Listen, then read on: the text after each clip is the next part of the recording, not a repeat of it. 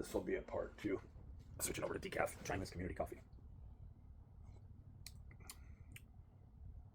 It's odd. It's odd, but it's coffee, right? The Harvest. And you look at people like Johnny Depp and Nicolas Cage and their illustrious careers, but when you look at their faces, they're never relaxed. When you look at their deeds, Nicolas Cage with his pyramid, right, for a grave waiting for him that he bought many years ago, and the strange adherence toward the occult, as if they thought at a time that they were tricking the devil himself, but then realized that they're just paid henchmen. They're just paid a paid aspect of the delivery system. And if they make themselves into this sort of conduit, why not live well today, right? And I believe that there are those on the other side, including Johnny Depp, right? They're all involved in this. And when I say involved in this, there's the awakening that one goes through when you realize how ephemeral and short-lived this life is. But if you were to really look at yourself and get into this ontological phenomenology that Michael Sarian, or Tsarian, if you want to go about the spelling, talks about, right, so eloquently, when he discusses, Heidegger and Husserl and this awareness of, I'm never going to be this again, right? This moment where I was imprinted. And I don't believe that the universe sees that as a unique, beautiful event. In fact, I think it's something that's heavily engineered and manufactured. And I think that if you were to look at the assembly line with iPhones, or maybe some cheap knockoff government phones would be even better to look at and go, they're making these things, but there's nothing unique about them. And if you were to look at one of them and go, yeah, but look, let's get out the microscope and let's look at the plastic and let's look at the anomalies with the date and time. You notice how there's no way to really describe how this happened, but these that were printed off the assembly line on this particular day, in whatever month it is, it's obvious that there's a distinct difference. Isn't this bizarre? The patterning or the geometrical design. When we really get down and look at it, it's kind of like, no, it's not. It's not. And this is the grip that this sort of liminal state idea of slipping in onto the other side works with, right? This is the valuation and the way that your value is being manipulated. That you would take this body to be you, even though it is an expression of you, even though somewhere in those eyes or in certain gestures or found in your voice or your expression on some level is that sort of universal expression of self and self through selfhood, right? That according to the more recent talks about this whole thing, when we're talking about disclosure, but we're getting much closer to what Robert Bigelow was being pressed to talk about. Right? What Joe Rogan doesn't know about, maybe he does now.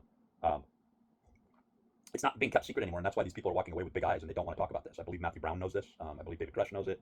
In fact, I don't think that in these skiffs, right? I don't think this is the type of information that's being. I think talking about the technology and the use and deployment and certain protections through the interface of a wartime operation, because I do believe that there's an attempt by some faction here to actually go into some sort of outright war with the agents that are acting as supreme agents on the other side. Like, you might as well consider it like going to war with Prometheus or something like this.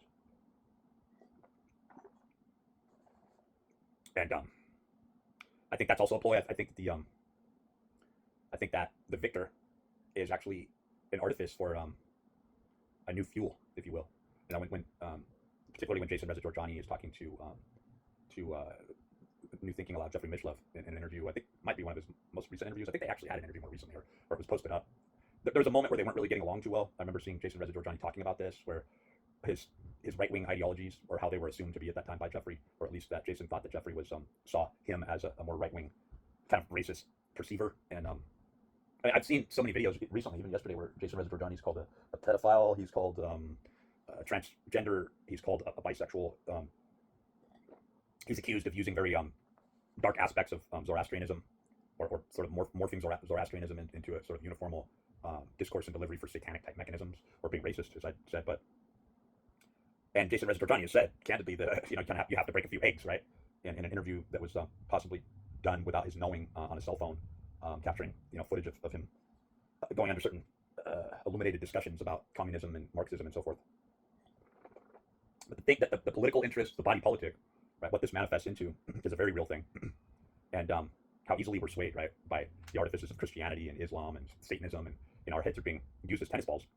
And when you really get down to it, you have to only go into the discourse of your own belief systems, and most people haven't even developed that.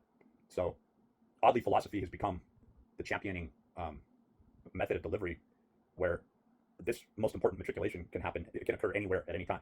I can watch videos of Michael Segru and get to know his very articulate, well-read perception, right, from an academic perspective on how he saw Michel Foucault, right, who, I wrote a huge article that I'm gonna have to go back through. I talked about this, and it was like, as good as AI can be, you have to really watch what it's putting in. It took Saadi, the Zoroaster, Saadi, and it took the namesake and slipped in antithetically sort of this warrior poet aspect of Sadi that was Islamic, right?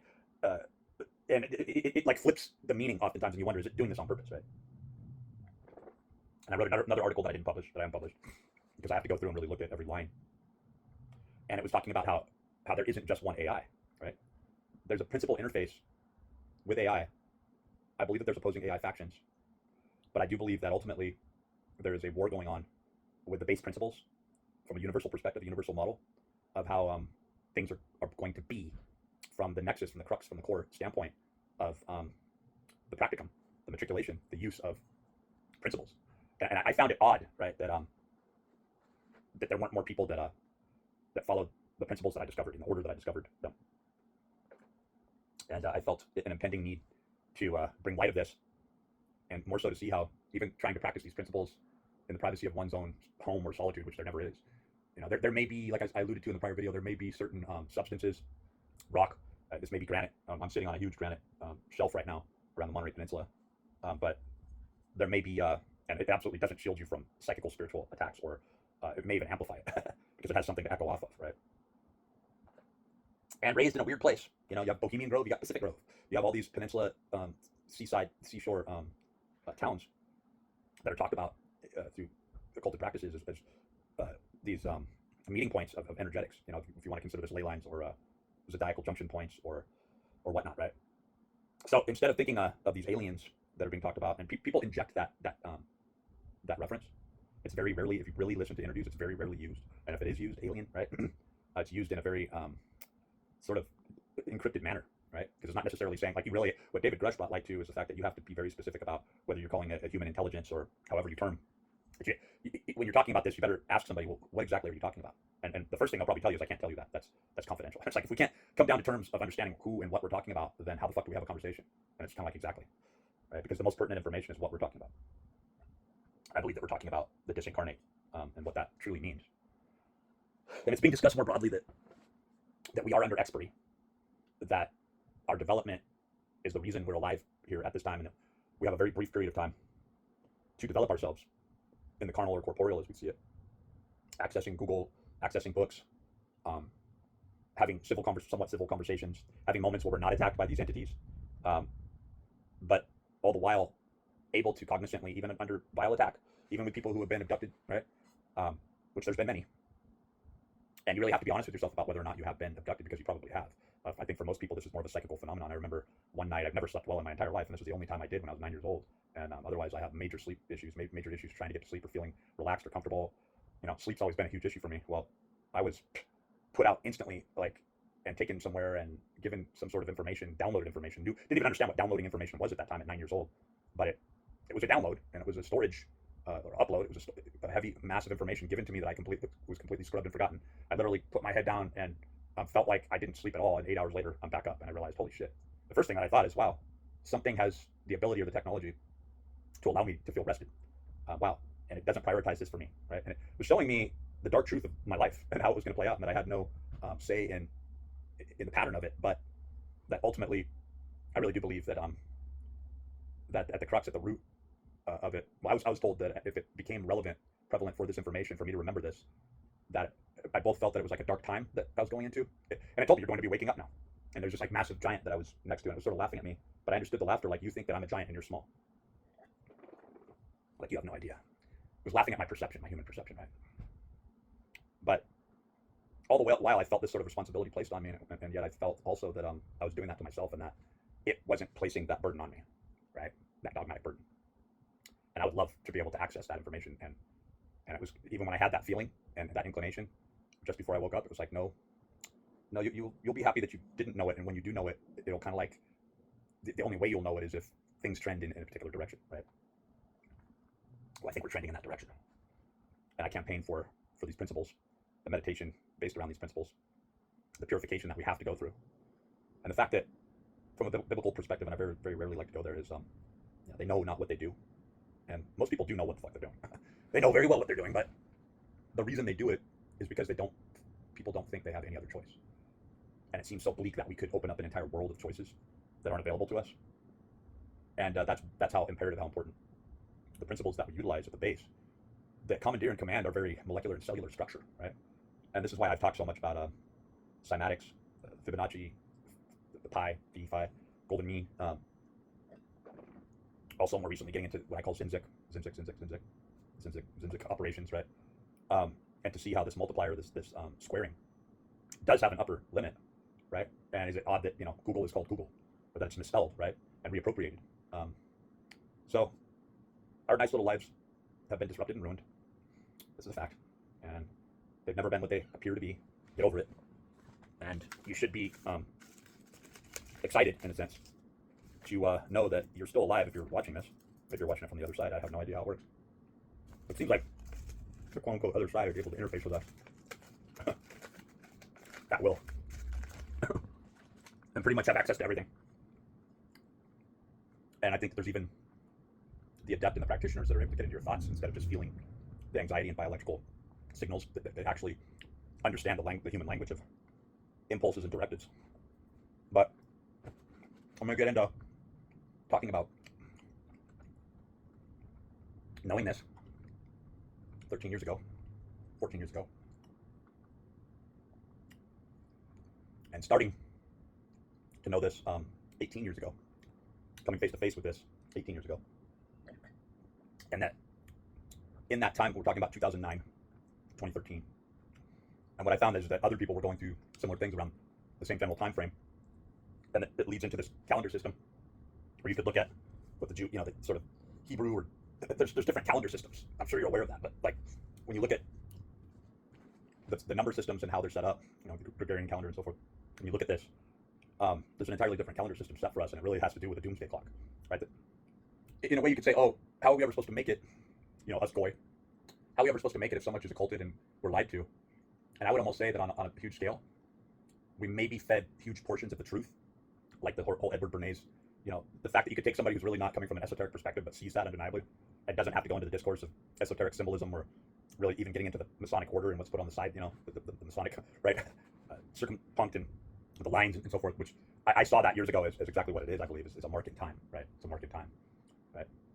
You take that moving system, right, that clock, and that undulation of light and crystal, right, and you take that and freeze a moment, a unit of that,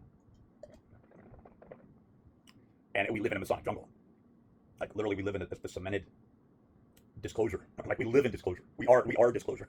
Like all you have to do is look around you. Like that's why I think those who are really privy to this are kind of like, well, you're looking for disclosure. You are disclosure. Like, do you not see the symbols all around you? Do you not see the movies? Do you not see like really? You have to hide from this at this point. From the coffee we drink, right? The symbols, the information, the way the calendar system's put together. Companies. Why are these companies? The markets, the market values, right? Our religions. It's like if you just open your eyes to the truth and look at the fact that it's not occulted, that it's not some sort of encrypted coding, that it's like right there blatant in front of your face, you'll see that what I'm talking about is the truth. And I think that we're going to get into that in the following videos, where I'm obviously extremely exhausted. I was woken up by a series of invasive thoughts, but it was teaching me, right? It wasn't prodding me and picking on me. It was showing me this is your life. And that gets into the other area that I'll end with, but in summary, it's like you do see the cruelty of people. You do see how they are cybernetically taken over. You do see how your family, the people that you went to school with, right? All these items of interest where we categorize people, well, they're just people. Even your children aren't more than likely people that you've known in the past necessarily, right? We're going through this matriculation of indoctrination, and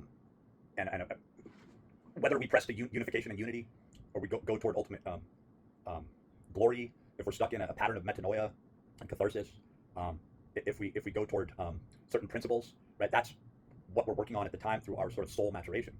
But that there is a finiteness and a rarity. I was listening to Neil deGrasse Tyson. Makes sense. And let's just leave it at that. And he was talking about the most rare object in the universe is actually wood. And he's talking about the probability or the improbability, right, of finding wood on any particular planet in the universe. And it's like, well, the truth is that there's the gold and everything else that we consider precious or finite. When we look in the universe, there's signatures of this all over the place. There's near limitless amounts of this stuff, right? Things that we consider precious metals. But when you get into wood and the production of from life, right, and the perfect temperate climate and gas exchange, right? And when you get into this, like the product of wood becomes, right, because even us, it's like you could even almost say like human bones could be put into this categorical situation, or anything else that through backward engineering would infer. Like it doesn't seem like we code that type of information, but we do, right? From plant life, sentience, if you will, and a harmonic balance and distribution, the air that we breathe infers the conditional status of the environment that we live in, right? And so when you look at this hothouse grid, which is kind of what AI really grabbed onto that, and when I'm using AI to edit my writing, and I do what I put is just correct minorly for flow. That's typically what I put, unless I'm really exhausted. But then it's obvious, and this happens very very little. We're all kind of like the other day. I was just exhausted, so I allowed too much AI, and it completely took over my writing. And it's like, can't do that. I was writing about Zoroastrianism, and it threw in Islamic character when I was using the name Sadi. So do with that what you will, but this is talking about targeted individuals. This is talking about the fact that we all are targeted individuals. Just to be alive at all, you give off an energy signature, your breath, your energy. You are identifiable. You are seen, and you are important, and you are being waited for and anticipated. And what you do with your life, you think that you've done these heinous things, but it's like it shows a margin, right? If you can go that low, right? If you can sink down that low, and you can go up that high, and you can say, no, I'm not bound by this margin, right? And you can break beyond that. And I think it's looking for that, right? And it's realizing that if you don't understand this, then you are not going to survive, and you are not a warrior, right? And only the warriors are going to survive. And that is the big takeaway. That's the big walk away here.